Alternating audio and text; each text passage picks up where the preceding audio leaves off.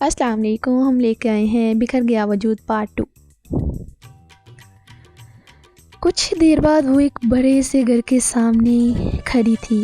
حسنہ نے بیل بجانے کے لیے ہاتھ آگے بڑھایا تھا کہ ایک دروازہ کھلا اور ایک خوبصورت نوجوان نمودار ہوا۔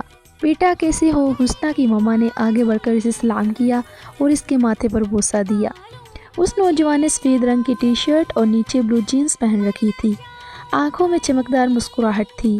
حسنہ کی آنکھوں میں دیکھ کر بولا، میں ٹھیک ہوں ماما جان، آپ سنائیں آپ کیسی ہیں؟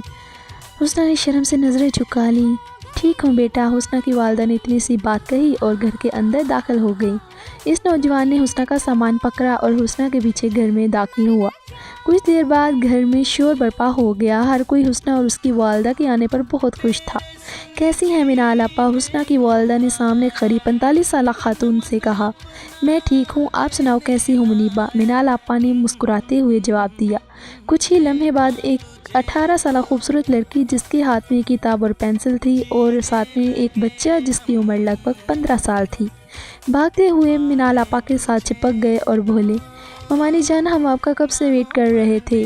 جانتی ہوں بیٹا، اسی لیے تو صبح صبح تیاری کی تھی، حسنہ کی والدہ نے بچوں کے سر پر ہاتھ رکھتے ہوئے کہا۔ کیسی ہیں حسنہ؟ میں نے آپ کو بہت یاد کیا۔ شکر ہے اللہ کا آپ آ گئی، ہم مل کر ایک ہی کالج میں پڑھائی کریں گے، میں ولی بھائی۔ وہ 18 سالہ لڑکی اپنی باتیں حسنہ سے شیئر کر رہی تھی اور حسنہ تھی کہ مسلسل اس نوجوان کو دیکھ رہی تھی جو کچھ دیر پہلے حسنہ کا سامان لے کر اس کے کمرے میں چھوڑنے جا رہا تھا۔ دوپہر کے 3 بج رہے تھے۔ سب لوگ کھانے کا انتظار کرنے لگے۔ تقریباً آدھے گھنٹے بعد کھانا لگ گیا اور سب لوگ کھانے کے ٹیبل پر بیٹھ گئے۔ سب لوگ کسی کا انتظار کر رہے تھے۔ کچھ ہی دیر بعد ایک 48 سالہ آدمی جس کے ہاتھ میں تسبیح تھی اور شاید وہ نماز ادا کر آئے تھے، گھر آتے ہی اونچی آواز میں بولے، السلام علیکم، کیا حال چال ہے، سب کیسے ہیں؟ حسنہ بھاگتی ہوئی اس آدمی کے پاس گئی اور اس کے ساتھ لگ کر بولی، کیسے ہیں انکل؟ آپ تو ہمیں بھول ہی گئے ہیں، دیکھ لیں میں آپ سے خود ملنے آ گئی۔ ملنے نہیں بیٹا، اب آپ یہیں رہیں گی میرے پاس اور اپنی آگے کی والی پڑھائی بھی جو ہے وہ یہیں سے شروع کریں گی، اس آدمی نے حسنہ کے ماتھے کو چومتے ہوئے کہا۔ کیسی ہو منال؟ تمہارا بہت بہت شکریہ کہ تم حسنہ کو لے کر ہمیشہ ہمارے پاس آ گئی۔ بھائی جان کے جانے کے بعد تو آپ بالکل اکیلی ہو گئی تھی، لیکن اب فکر نہ کریں، جیسے میرے پاس ولی، سائرہ اور ذکی ہیں، اسی طرح حسنہ بھی میری بیٹی ہے اور میں اسے بیٹی سے بڑھ کر رکھوں گا۔ وہ آدمی بڑے ہی پیار سے حسنہ کی والدہ سے کہہ رہا تھا۔